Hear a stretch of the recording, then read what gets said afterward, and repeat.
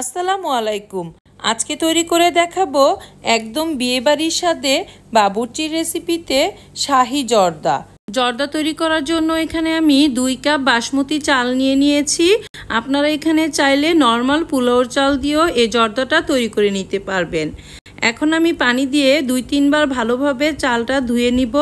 চালটা যখন ধোয়া হয়ে যাবে তখন আমি 10 মিনিটের জন্য ভিজিয়ে রাখবো। এখন আমি এখানে মালটার খোসাটা কিছুটা গ্রেট করে নিচ্ছি আর মালটাটাকে 2টা পিস কেটে নিচ্ছি। এটা আমি যখন ভাতটা রান্না করব তখন ব্যবহার করব। চুলায় একটি প্যান বসিয়ে পর্যাপ্ত পরিমাণ পানি গরম করতে দিয়ে দিয়েছি এলাচ, দারচিনি, তেজপাতা, লং ও পরিমাণ মতো লবণ।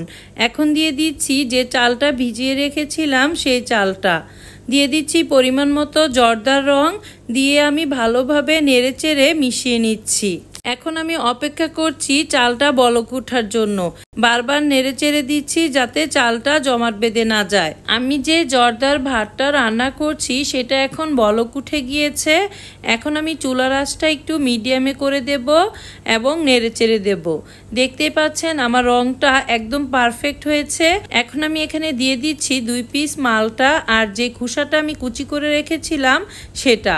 এখন সবশেষে আমি 1 চা চামচ তেল দিয়ে দিচ্ছি। আমার রাইসটা এ পর্যায়ে 80% কুক হয়ে গিয়েছে।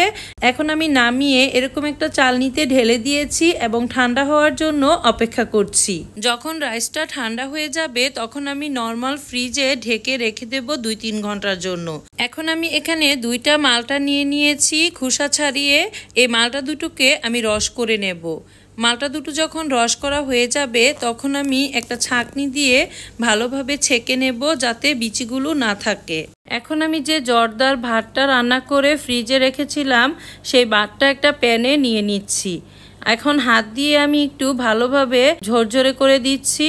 এখন আমি দিয়ে দিব 2 কাপ রাইসের জন্য এখানে 1 কাপ চিনি দিয়ে দিচ্ছি যে মালটার রসটা করেছিলাম সেই মালটার রসটা। এখন আমি একটি চামচের সাহায্যে ভালোভাবে মিশিয়ে নেব। মেশানো হয়ে গেলে ঢাকনা দিয়ে ঢেকে আমি চুলায় বসিয়ে দেব মিডিয়াম হাই ফ্লেমে 10 মিনিটের জন্য। 10 মিনিট পর ঢাকনা খুলে আবার আমি নেড়েচেড়ে ভালোভাবে মিশিয়ে দেব। এ পর্যায়ে চুলার আঁচটা লো ফ্লেমে রেখে আবার ঢেকে দিব 10 থেকে 15 মিনিটের জন্য। 15 মিনিট পর ঢাকনা খুলে আবার নেড়েচেড়ে ভালোভাবে মিশিয়ে নেব। এ পর্যায়ে আমার চিনিটা গলে একদম চারটা ঝরঝরে হয়ে গিয়েছে। এখন দিয়ে দিব এখানে কাজু বাদাম কুচি 2 টেবিল চামচ ও 1 টেবিল চামচ পেস্তা বাদাম কুচি। 1/4 কাপ দিয়ে দিচ্ছি ঘি আর দিয়ে দিচ্ছি 2 টেবিল চামচ কিশমিশ ও হাফ কাপ মুরব্বা। এখন সমস্ত উপকরণ আমি ভালোভাবে মিশিয়ে নিচ্ছি। দিয়ে দিচ্ছি এখানে 1/4 কাপ গুঁড়া দুধটা দিয়ে আবার ভালোভাবে মিশিয়ে নিচ্ছি। এখন আমি ঢাকনা দিয়ে 5 থেকে 10 মিনিটের জন্য মিডিয়াম লো ফ্লেমে ঢেকে রাখবো। ব্যাস আমার একদম পারফেক্ট ও ঝরঝরে জর্দা রান্না করা হয়ে গিয়েছে। আশা করি আজকের এই রেসিপিটি ভালো লেগেছে। ভালো লাগলে লাইক, কমেন্ট ও শেয়ার করতে ভুলবেন না। আরও নতুন রেসিপি দেখার আমন্ত্রণ জানিয়ে আজকের মতো এখানেই শেষ করছি। আল্লাহ হাফেজ।